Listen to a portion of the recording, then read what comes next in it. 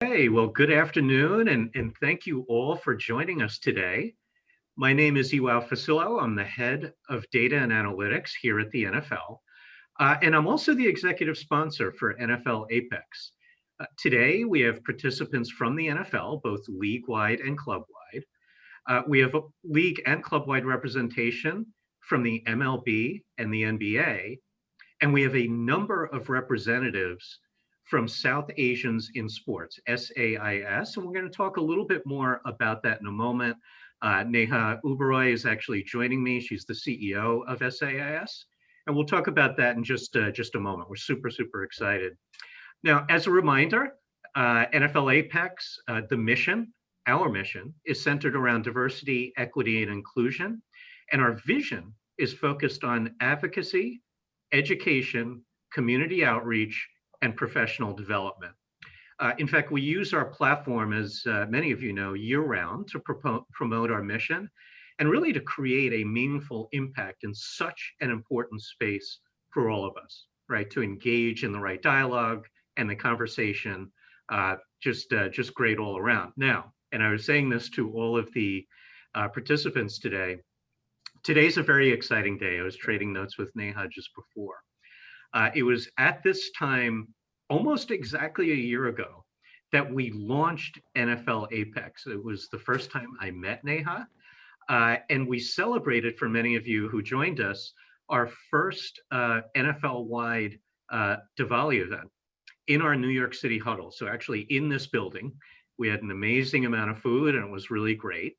Today, we're very pleased to bring you a Zoom variation of our Diwali event in co-sponsorship with SAIS, MLB, and the NBA. So it's a very special event for us.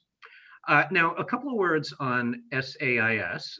South Asians in Sports is a network of sports industry professionals. Over the past 3.5 years, SAIS has grown to a membership of over 600 members, 600. This would be athletes, C-suite executives, young professionals, and even students who are looking to enter into the sports industry. And SAIS's mission is really to advocate for and educate and inspire South Asians working in our industry. So just super exciting. As I said before, Neha is the co-founder and CEO of SAIS, and it's been a year that I've known you. It's been wonderful to know you, and we actually had your sister at our Los Angeles-based event as well. So Neha, perhaps you could say a few words about SAIS and your terrific organization, and really what prompted you to found such a terrific group. Thanks so much. Thanks for that great intro. Yes, I think I used to play professional tennis, and for my sister and I, when we were on the tour, we didn't see a lot of South Asians or people who look like us from our community around the sports ecosystem, aside from being players and athletes. And I think it's safe to say that we as a community have dominated a lot of other fields like medicine, technology, even politics. But in my opinion, I feel like sports is that final frontier for us. And I think that it requires a network, a base, so that people can tap in, can learn from other successes and those who have paved the road for this sort of new industry for our community. And that's what this organization does. It educates, we advocate, and we inspire that sort of next generation to see sports as a viable career option, whether you're an athlete or you're working behind the scenes. Well, Neha, we can't thank you enough for all that you've done for the industry, for all that you've done in partnership with the NFL Apex. And thank you for co-hosting this event with us. We're super excited. Very excited too. Thank you so much. Yeah, absolutely. And actually on that note, right, we talked about how Neha and I asked both the MLB and the NBA to join us today. So we've got Mark Sun and Daryl Lampa from the MLB and Gautam Kapoor from the NBA. We also have a very special guest, We have Michelle Meyer-Ship, who is the MLB Chief People and Culture Officer. She's actually going to join us at the end of our event to offer up some closing comments and closing remarks. So we are super, super excited about that. And our history with the MLB goes way back. The MLB invited me to speak at an event probably close to a year and a half ago. And it was that event that inspired myself, the executive team at Apex, to found our organization. So we owe a lot to the MLB. And in fact, through the MLB and through Nitish Basandra, Neha, I was able to meet you. So this all worked out. Let me move to some introductions. And Neha, we all know you now, but look, I would add a couple of things. It's totally amazing that you had and your sister both had amazing professional careers as tennis players. But what folks probably don't know is that you're both graduates of Princeton University. You are also a rising authority in health and wellness and building all kinds of incredible networks and businesses there. And of course, you're the co-founder and CEO of SAIS. From the moment I met you, there was certainly a passion that you delivered, particularly around athletes transitioning through the course of their careers, from collegiate to professional careers, and sometimes even moving to the business side. And so we really appreciate that. We look forward to hearing about that during the panel. Amanda, why don't we bring in on the video our panelists? Because I'd like to introduce our panelists as well. And I'm gonna, okay. I think it may just take a moment. All right, I'm starting to see panelists. This is good. So let me start with Rinku. So Rinku is a professional wrestler and a former baseball player. It is not too many athletes who can have careers in multiple sports. It's actually kind of incredible. So Rinku is currently with the WWE, who performs on the NXT brand network. But in fact, Rinku signed with the Pittsburgh Pirates after he won, this is a little piece of trivia, he actually won the 2008 reality TV show contest called the $1 Million Arm, right? So pretty amazing stuff. He is also the first Indian American to play professional baseball. So that's a really pretty significant thing, with several seasons in the minor leagues going all the way through to the single A level. So welcome, Rinku. Thank you so much for joining us. Thank you for having me. Absolutely. Pretty excited. I'm kind of little beat up from my 3-hour ring session this morning, but I'm excited to be here. Oh man, well, I'm telling you, you look good. You don't look like you went through a 3-hour session. Well, you're looking good. Thank you. We also have Rajiv. So Rajiv Ram is a professional tennis player who has run 2 Grand Slam titles in doubles and mixed doubles at the Australian Open.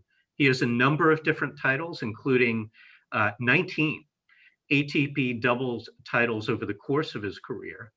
And Rajiv is currently ranked in the world number 5 in doubles as of February 2020. So that's pretty amazing. Rajiv, thank you so much for joining us. Thanks a lot for having me. Yeah, really pumped to be here. And Neha and I go a ways back, so it's great to see you, Neha. Great to see you too. That's awesome. That's awesome. And we have Sonia. So Sonia Raman is a basketball coach. She is best known as the head coach for MIT's women basketball team for 12 years. So from 2008 to 2020. And in September of 2020, so just this year, she signed on with the Memphis Grizzlies, announcing she would be joining as assistant coach. This would make her the first Indian American woman to be named and NBA coach, and the 14th female ever to be named a coach in the NBA league. So Sonia, so happy to have you here. Thank you so much for joining us. Thanks so much for having me. Really excited to be a part of this. And wow, but the other panelists seem to be quite the amazing athletes. So I think I'm in good company with the two of you. Absolutely. Well, you know, before I hand off, in fact, to Neha, let me just for the participants do a quick run of show and logistics.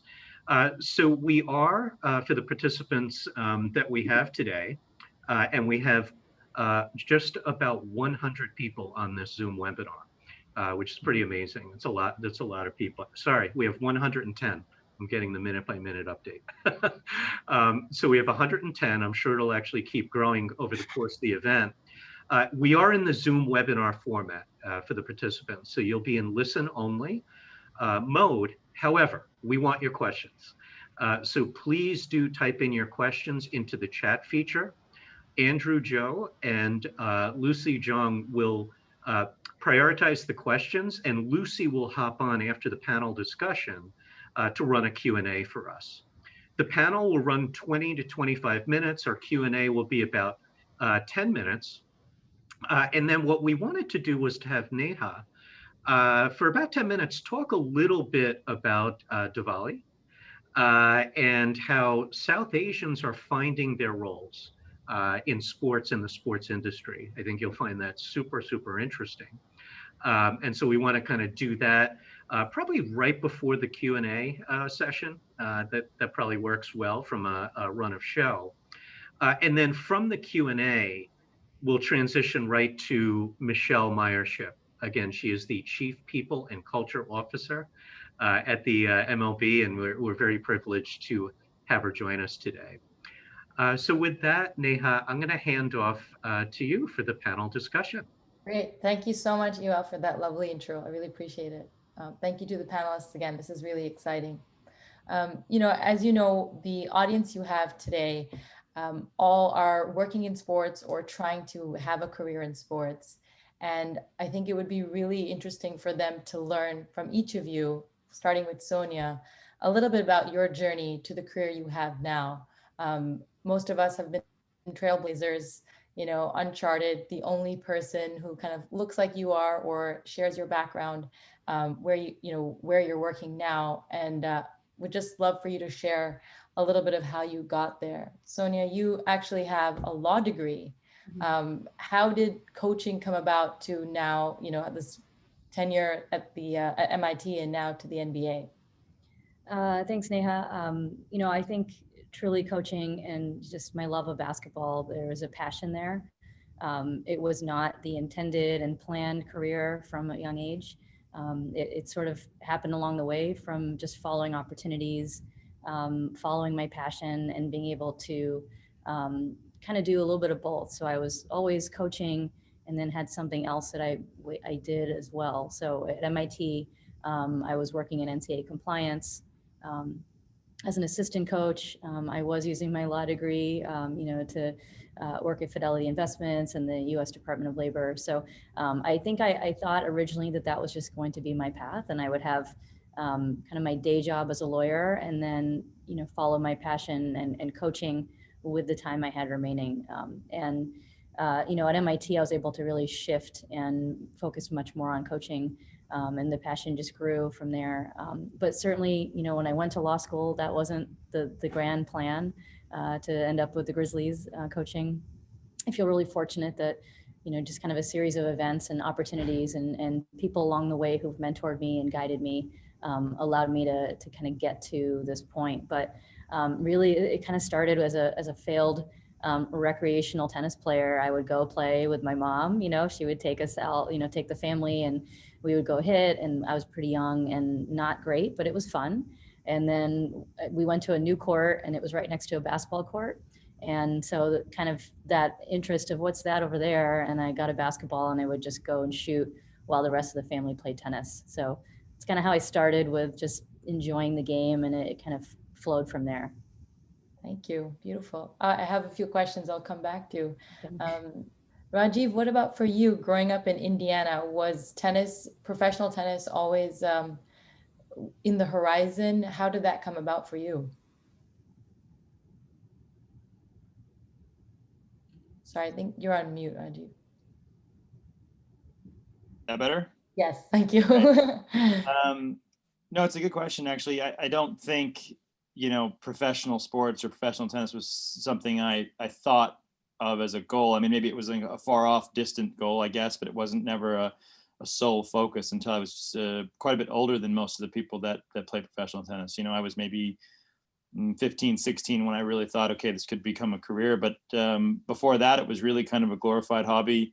I was an only child, or I'm an only child, and so it was sort of my dad and I. It was our sort of father-son pastime activity, and it was a sport I enjoyed. I happened to be a little bit better at it than any other sport. I always, played outside as much as I could, and tennis sort of came a bit more naturally to me. And but I think that's really one of the reasons I've played for so long and enjoyed it for so long, because it always started out as something I just loved to do. It was never pushed. It was never, it was always my choice. And I think that's a really, really commendable thing that my family did, was let me choose, choose my passion and see how far I really want to go with it. It was never something that someone else chose for me.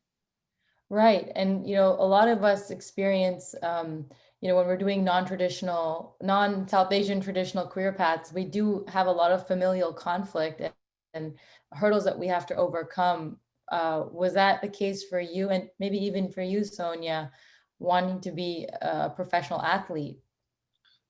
For me, no, it wasn't. Like I said, I mean, I was given the incredible opportunity really to do sort of, what I wanted, or at least see my passion through as far as it would go, whether it would be, being a professional or playing in college, or just, none of the above. It was going to be up to me. And I was kind of left to decide how hard I wanted to work and how much I wanted to put into it. But it was never told that, hey, maybe you should try this career path, or this, career path, maybe it's a bit safer, maybe whatever. So I was really lucky in that situation, or in that sense. And I think something that maybe a lot of people don't necessarily get, especially with our background. Right. And Rinku, with you, I mean, you have such a inspiring journey to baseball, having never heard of the sport, coming from such a small town in India. Can you take us to being 18 years old, coming to the US for the first time, not speaking the language, and being on a baseball pitch? What was that like for you? How did you make a career out of baseball? Well, never played a baseball, never heard of baseball, but wanted to change my family's life. And that's what kind of got me into it, leaving track and field, coming all the way across the country, trying to find success in baseball. First, it was super scary, had a self-doubt, but as I got into it, I loved the game, had a great success. And I feel like the motivation behind of the baseball was to representing almost 1.4 billion people, and I was the first of them. So I truly enjoyed the journey. And to quite be honest with you, I feel like the choosing a baseball, it kind of changed not just my career but also my family's. It made so much impact in community and in my family. So right. And also getting millions of Indians to know what baseball is and to maybe even pick up the sport. Absolutely. I know there's a lot of states that started playing baseball and softball since I started. One thing I would like to talk about that, we often see our background, our ethnicity as a disadvantage to being in spaces that people like us don't normally gravitate towards. I'd love to hear from all of you about what has your background being South Asian, how has it helped you? What is the advantage it's given you in your professional careers as athletes and as a coach? Sonia, you can start. Sure. Yeah. Yeah. I mean, I don't really see it as a disadvantage. So it's not. It probably isn't the hardest question for me. I think that certainly you don't see a lot of South Asians in the United States in basketball and, playing, coaching. But I think that's more just because, as you mentioned before, it's not the most traditional, career choice or even extracurricular, and it wasn't before. But I think as immigration has increased, we really didn't start coming to America until, late 60s, early 70s due to, changes in immigration law and civil rights movement that really allowed that to happen. And African Americans who really kind of fought that battle and opened up immigration for all of us. And so I think with that, the more Indians that have come to this country, the more you're seeing it. I mean, I've recruited Indian women to come play for me at MIT. I had an Indian assistant coach. So I certainly don't think it's a hindrance. I think it's just a matter of time before we enter this world a little bit more, this final frontier. And how it's helped, I think it's just like anything, if you have a strong family support and a strong identity and a pride in your identity, it can really take you far. So I think that's been a really positive thing, and I've always felt very positively embraced and taken in the sport, even though I'm typically the only Indian in the room. Right. Yeah. Has that been like difficult for you, or is it, you're both a female, which is also an anomaly, and South Asian? I mean, have both of them been difficult to navigate? Yeah, not really. So as I was saying, I think that there's been a lot of support. I think growing up, it would have been so cool to see other Indian people playing the sport, coaching the sport, playing against other people, other teams that might have, South Asians on the team, but that I never saw that. And I never felt like something was missing until I started to see it more. And then I realized, oh, this is really exciting that I'm seeing people that look like me that are now getting into the sport as well. So I think from that perspective, it's been nice to see that change. It would have been, awesome to have that growing up, but I'm excited for this next wave of people in the sport. That's awesome. And Rajiv, for you, I mean, you're an American, but your family's from India. We have quite a few decent number of tennis players from India and Pakistan. Do you think about that when you're on the court, your heritage, your background, being out there with your fellow Americans? Does your ethnicity impact you and your career?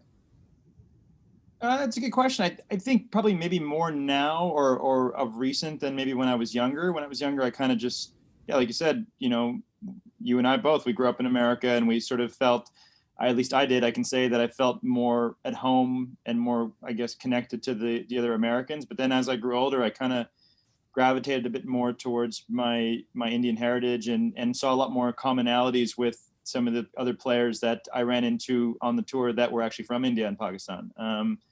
And I didn't really maybe, feel that or notice that as much as a kid. And as I got older, maybe this is the case for a lot of people, is you sort of go towards your roots a bit more. And then that certainly happened to me.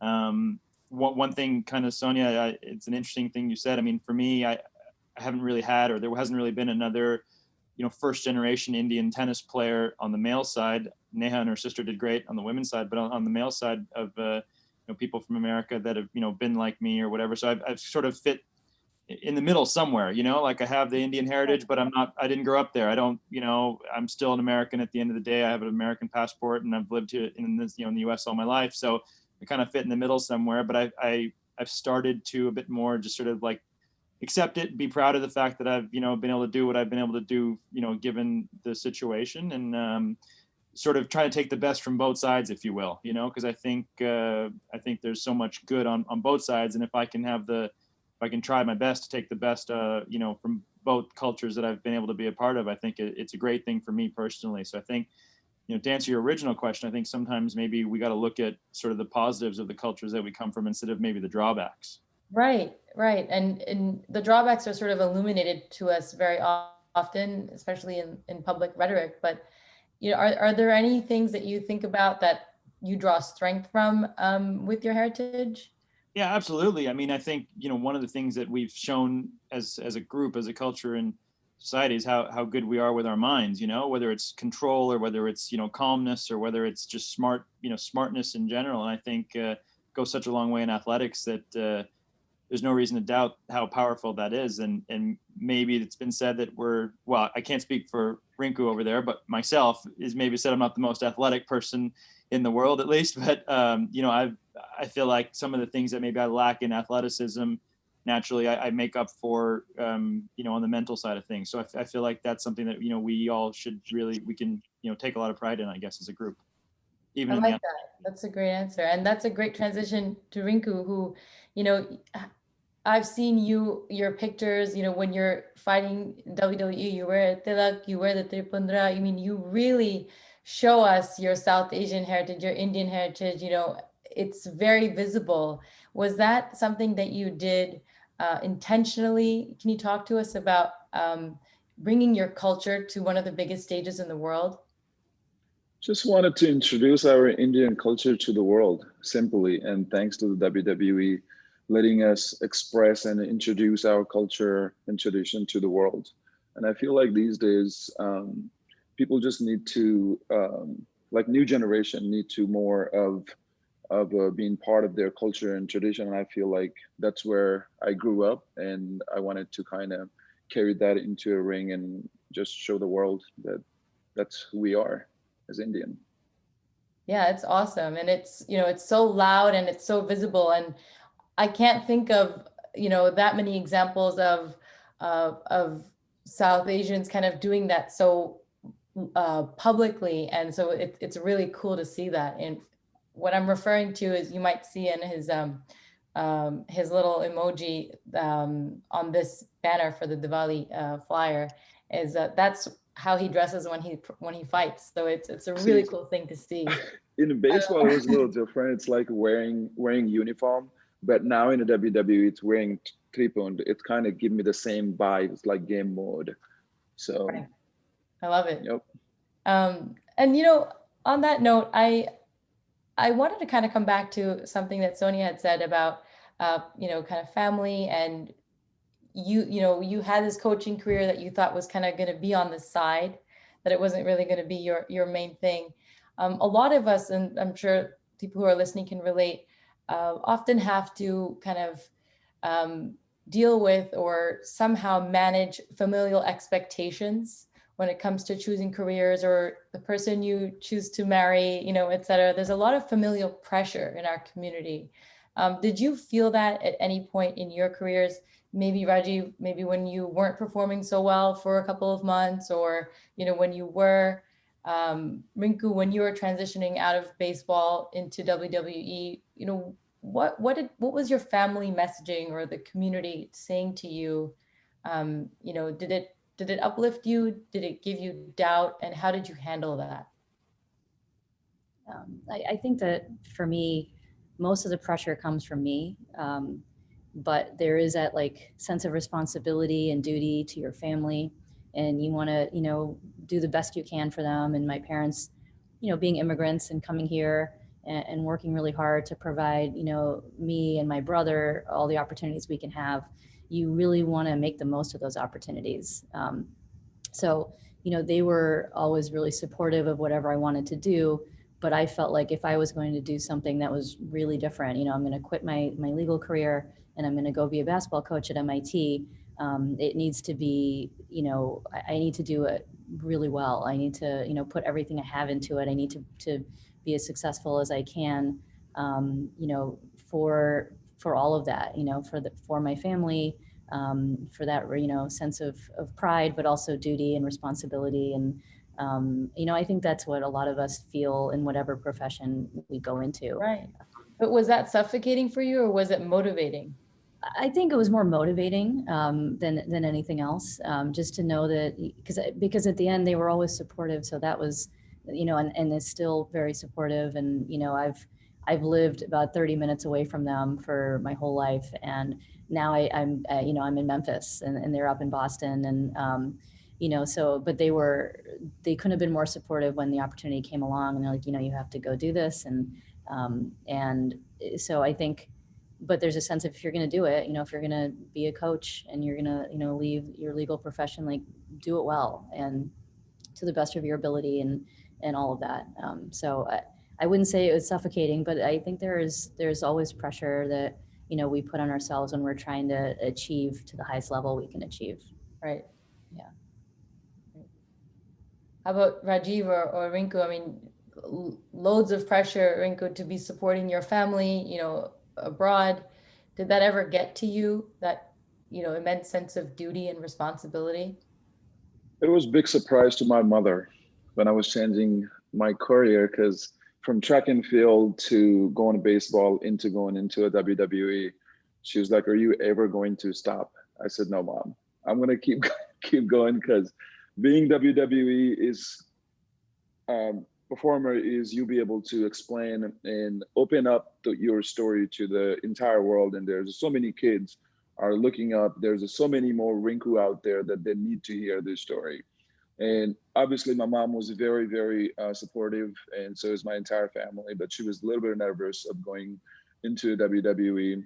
I said, "Okay, fine. If I don't go to WWE, would you let me to go in a UFC fight train for a year or two?" She was like, "No, I'd rather have you do the WWE than go and choose that." So I gave an option to my mom. I said, "You pick which one." So she finally said the WWE, and that was kind of win-win. And, for me, it wasn't difficult, because being a professional athlete from track and field to a baseball, I just have to adapt to everything. But I would say it was a bit of challenging going into a baseball to a WWE, because it's a totally different world. But I enjoyed, Right. and entire family just support. So is the 1.4 billion people, I feel like they're all in my corner now. Mm-hmm. So. Awesome. Rajiv, sometimes when I was on the tour, if I said I'm a professional tennis player, a lot of our community would say, "Okay, and what's your real job?" Right?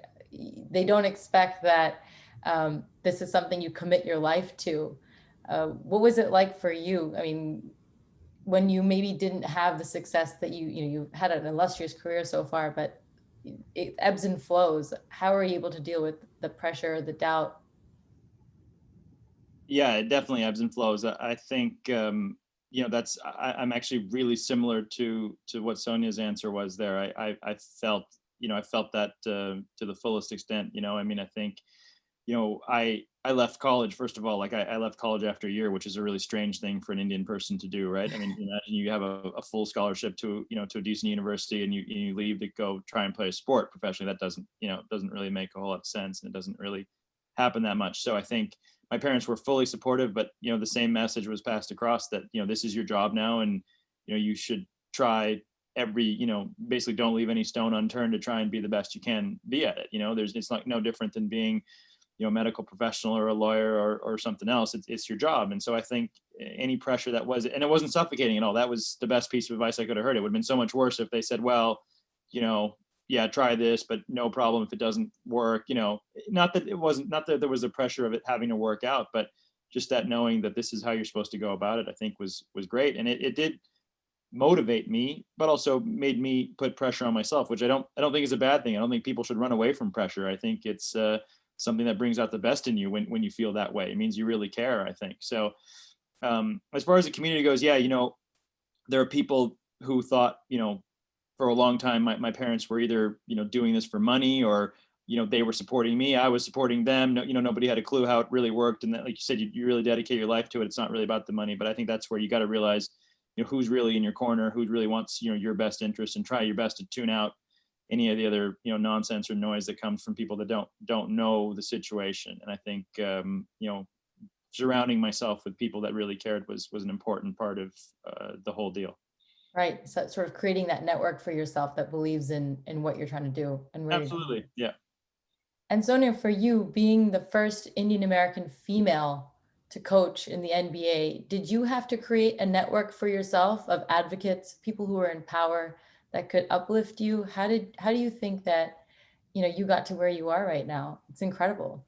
I think networks really help. And I think people should always seek out opportunities to get to know other people in your industry, outside of your industry, learn what they do and how they got to where they are, ask a lot of questions. But I think I'm certainly looking forward to developing more of this network. Now that I'm in the NBA, my network was certainly more heavily on the like college women's basketball side of things.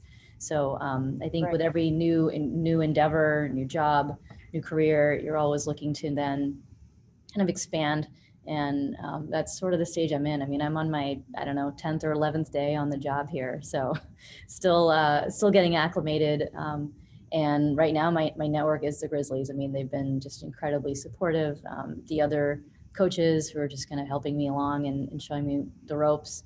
But I think to answer your question in terms of the network, I think that's really important. And I don't think that I would be where I am if it wasn't for, other coaches in all aspects, not just women's basketball, but, anytime I go somewhere, go to another city for some reason, whether it's a family visit or, vacation or anything, I try to go watch practices in that area. So depending on the time of year, there might be a women's basketball practice somewhere, there might be a WNBA practice, there might be an NBA practice.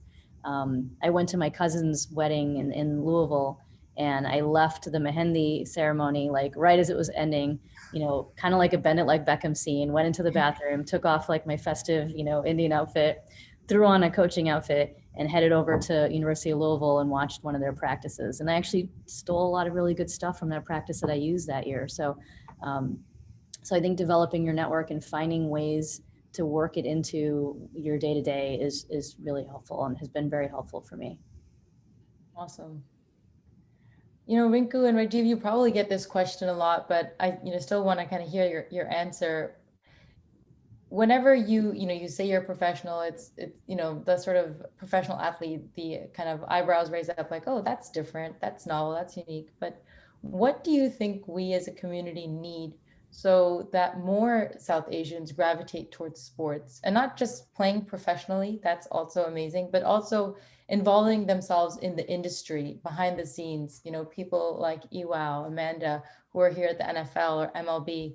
What do we need as a community to really motivate ourselves to kind of move into this industry and and see it as a viable career option? I feel like the doors already has been opened for the entire nation. And I feel like for me, it's like to representing the massive India, and from finding success from baseball to going into a WWE. And I feel like the interest of sports has already been so high now. And all of the kids that kind of want to in India, every year when I visit in India, everybody wants to be a WWE wrestler. Everybody wants to be a baseball player.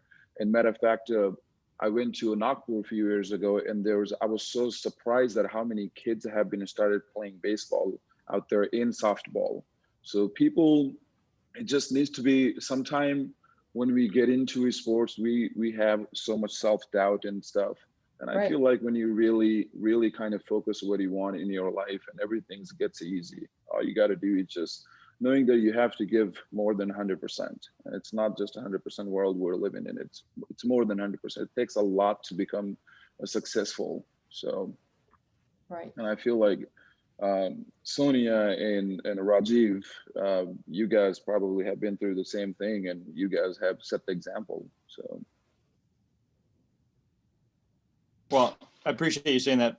I think for sure it's the case, maybe with all of us. But Neha, I was going to say, I think, your question sort of leads me to commend what you're doing here, because I think this is the kind of thing that I wish I sort of could have looked at as a kid. Maybe other people that look like me and come from my background. Even now, I mean, I'm 36 and I'm definitely on the back end of my tennis career, but seeing other people that are successful in sports is inspiring, and so if I had seen that maybe at 10, 11, 12, 15, 16, however old, I think that kind of thing, to see actual people, real life in the flesh, doing this, getting to know them, hearing them speak, maybe getting a chance to meet them in some capacity, seeing that it is not only a pathway to success, both like, financially, if that is important, but also just like, really, just fulfilling a feeling of satisfaction, fulfilling a dream that it's possible to do that. And I think, you know, the more organizations and the more situations you have like this with people to actually, you know, see others that have done it in sports, I think is great for the next generation. And that's how I think,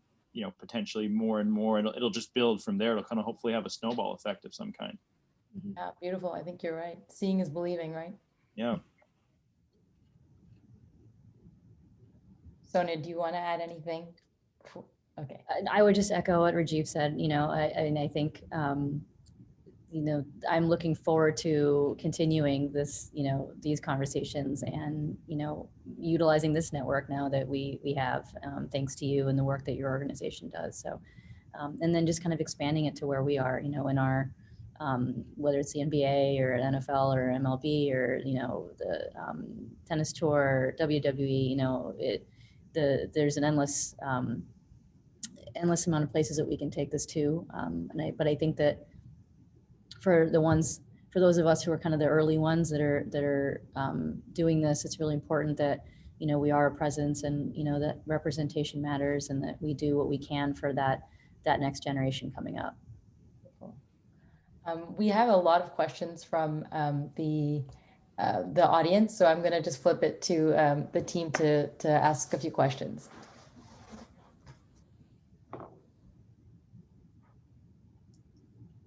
Hi, Neha. Thank you so much, first of all, for moderating and for the amazing panelists here with us today to share with us some of their experiences. So we'll head into the Q&A where all panelists and Neha, you can feel free to answer and chime in as you wish. So one of the questions that we actually received from attendee is, since you are showing Indian culture in such a proud way, most people are not used to it from Indians who are seen as quiet and taking Hindu traditions forward with such power in an arena like WWE. Rinku, how do you handle insensitive questions if you are asked them from the WWE fans? Well, the WWE, first of all, it's no different than any Bollywood movies.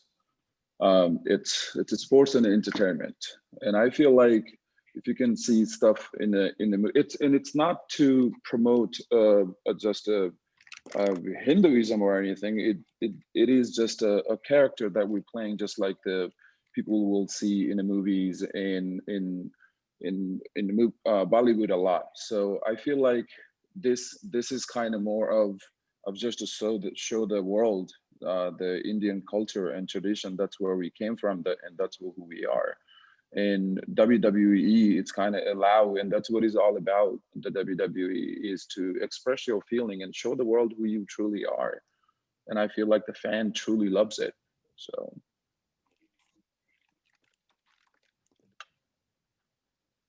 Yeah, thank you so much for sharing that. So our second question is a question for Sonia. How are you approaching coaching professional male players differently or the same from coaching college players? That's a great question. And I think my answer is probably going to evolve over the course of this coming year once I finally start. But I think that the approach is similar. You know, you want to really know the game. And I think that if you can be knowledgeable enough, and that's something where I just have to kind of tackle that learning curve. You know, it's a different terminology, different system. So learning that so that I can, you know, be in the best position to, you know, help with the player development, help with the scouts, you know, make people better. So I think if you can come in and be knowledgeable, that's always the first step. I think building relationships is really important. So whether you're coaching men or women, that's really important. And, you know, I think that having that growth mindset where you're just kind of like, you know, if you fail, if that's just the first iteration and then you move on to the next one.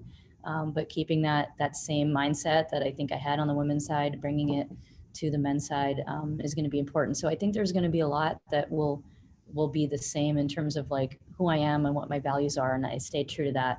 But I do think that there will be differences. You know, it's certainly a different game. It's a different level. Just from college to pro and then from women to men. So what exactly, you know, and how that will play out kind of remains to be seen as I, you know, embark on this when the season finally starts. Yeah, thank you so much for sharing that. Completely agree. So the next question is actually for Neha or Rajiv. India hosts a 250-point level men's tennis tournament since the early 90s. Since the last 30 years, India has grown so much in economic and political clout globally. What would it take for India to host a 500-point level tournament? Neha? Okay. I honestly think for India to be on the map for global events, it will take private investment of infrastructure. I think that that is a really key element that's happening now, Ambani's and things like that. But I think for sure it requires private investment and people who care about other sports other than cricket. I think that is a huge barrier for other sports, for the other hundreds of other athletes in India that don't play cricket, that don't get the same level of attention and clout. That's my answer. Private investment and more attention to the hundreds of other sports that are being played there. Rajiv, do you want to add anything? Yeah, no, I think that's a really good answer. I think it's not as easy as just saying, oh, I want to host a tournament. That's so big, and I mean, there's licensing, there's weeks, there's so many things that go into it. People don't maybe just, it's not so easy to say, oh, I want to do it, let's do it. Like there has to be space on the calendar, and some of these tournaments are long standing. So I think like Neha said, it's you have to present a product and a reason why maybe somebody should do it, and it's still going to be a while from there. So I think private investing, infrastructure for sure has to be there, and then just the right opportunity. So it's going to maybe take some time for that opportunity to come about, but when it does, India has to certainly be ready for it to make it a reality. Yeah, it's definitely an exciting time, and I can't wait to see what happens. So our last question is for everyone. What was the biggest challenge you may have faced throughout your career? What recommendations would you give to a young professional trying to work in the sports industry, such as marketing and sponsorship?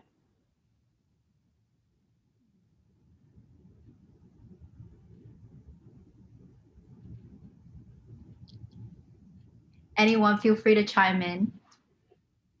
Well, my quick answer is obviously join South Asians in Sports. That's a great place to start because we have a network for you and we can help you connect to where you want to go. So yeah, definitely that would be my biggest piece of advice. As far as challenges go, I think I kind of hit on this earlier, but just not having anyone to sort of, not having anyone, but not a plethora of people, let's say, to look at that, maybe did it, that look like me, that come from my background. So having that sort of inspiration, and also just sort of someone to look at, that's paved the way before. So, what advice would I have? I would say, to anyone that's listening, look, you have three examples or four examples, I should say here, the people that are have done it in different, totally different capacities in sports, totally different areas, and sports in general. And there's no reason why it can't be, you be the next one. But as Rinku said, it's not easy. None of us had it easy. Everyone had to, has to work absolutely as hard as they can to make it happen. But that's the case in any profession. It doesn't matter what it is. So if it's your passion, I have, there's no reason for you not to try and give it a shot. Yeah, and Yep, I think, go ahead. Oh, go ahead, Rinku. Go ahead, Sonia. Go ahead. I would agree with all of that, and just kind of echo, and in terms of advice, I think work really hard.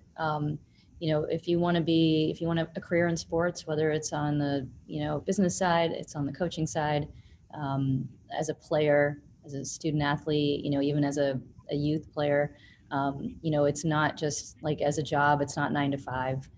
So understanding that it is a non-traditional career, and it sort of has non-traditional hours as well. And you really have to put the time in. And I think if it's a passion, it shouldn't feel like work. Basketball's never felt like work to me. I still marvel at the fact that it's an actual job that I get paid for. So if it feels that way for you, and you're really passionate about it, then put the time in, and go above and beyond, and really immerse yourself as much as you can.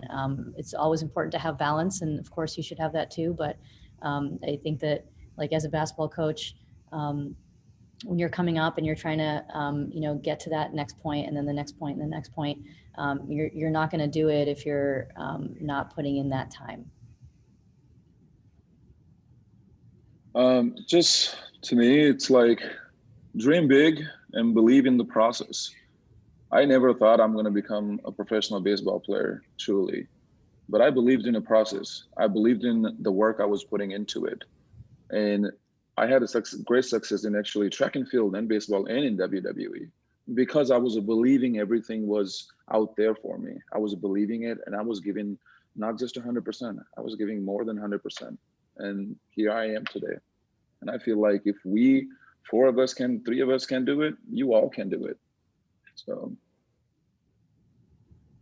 Yeah, I completely agree. Just as a young professional myself, my mentality is if you're going to do it all the way and give 100% into it. So that will be the closing of all of our questions. I would love to pass it to Neha now, who will speak a little bit more about Diwali and South Asians finding their roles in sports. Thank you, Lucy. Appreciate that. Yeah, so this event happens to be 2 days before Diwali, which is one of the biggest Hindu holidays. Billions of people worldwide celebrate it. And for those of you who don't know Diwali, essentially it signifies the coming of good over the triumph of good over evil, and that can mean outward as well as inward. All the negative emotions and thoughts and feelings we might have inside, and bringing kind of light and prosperity instead. And so what we do as Hindus is we light lamps outside our homes to attract positive vibes, good energy into our homes, into our families, into the paths that we want to take. And we pray that that good comes in and that evil, will leave, or darkness will leave us. The story is a little bit more complex than that, taking us back to our epic of the Ramayana, where there was a Hindu prince who was ousted from his kingdom for 14 years, and then he defeated an evil sort of monster demon, and that process of him coming home back to his throne was the people who, when they knew he was coming, they kind of lit a path for him to come home. And that's why it's called Diwali or Deepavali. So it really just means lighting lamps, of knowledge, of light, of good, bringing it back into your home, and into your own spirit. And I think that it's so important for us to kind of think about that now with what we're trying to do as a society in the US and even globally, is just sort of understanding that can we be more accepting? Can we be more open? Can we make room for goodness in our hearts and take away some of that darkness? But it's also a really fun time. It's a lot of celebration. Sonia, you were mentioning it's when families come together, where there's a lot of food, and we celebrate life and light.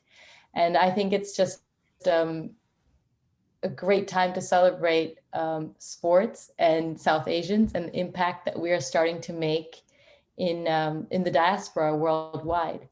Tonight we have people who have come in from Singapore. They're up at 4 or 5 in the morning to watch this, Hong Kong, from India. So thank you for, supporting and uplifting our athletes and our coaches, our panelists, and for this sort of mission. I think it's just a really auspicious time. And I'm really excited for what South Asians can do in this industry, both on the court, on the pitch, and off of it. Thank you so much for sharing that, Neha. I actually learned a little bit more about Diwali myself just from your story. So now we'll pass it over to Michelle Meyer-Ship, who is MLB's Chief People and Culture Officer, and she's offered to provide us with some closing remarks for today's event. Excellent. Thank you, Lucy. Thank you so much. So I just want to say, simply put, a couple of things. One is I'm honored to be here tonight to close out today's program. And I'd like to thank everyone who participated in pulling it together, both from the NFL and MLB. This was an incredible partnership and collaboration. So thank you for that. This is what it's all about. So in closing out, I mean, Neha, you hit it on the head for me as you talked about Diwali. And I couldn't think of a better way to celebrate Diwali than to have the discussion that we had tonight with our panelists. As Neha described, Diwali represents that triumph of light over darkness, good over evil, and blessings over victory, freedom, and enlightenment. And you know what I noticed today as I listened to each of our amazing speakers share their stories is that they exemplify that light. They exemplify that triumph, the good, the blessings, the enlightenment. So thank each of you for what you've done today to be our light. It's funny, I kind of have goosebumps as I think about some of the things that you shared. You exemplify courage, inspiration, and really being willing to step out on faith and take calculated and kind of scary risks to find your path in your career. And I am really inspired by that. A couple of you made some comments that really resonated with me and I jotted them down. I mean, I couldn't remember who said it, but someone said, you've embraced, your being South Asian as an advantage and not a disadvantage. And that completely resonates with me. As a woman of color, I often think of, my race as a superpower, and it is indeed an advantage. So thank you for sharing that. And I think each of you talked about and exemplified how you did something or you turned a path that you never expected to turn. That took courage, right? That took the ability to step out on a lot of faith. It took getting past maybe some self-doubt. So thank you for that, because that is indeed enlightening.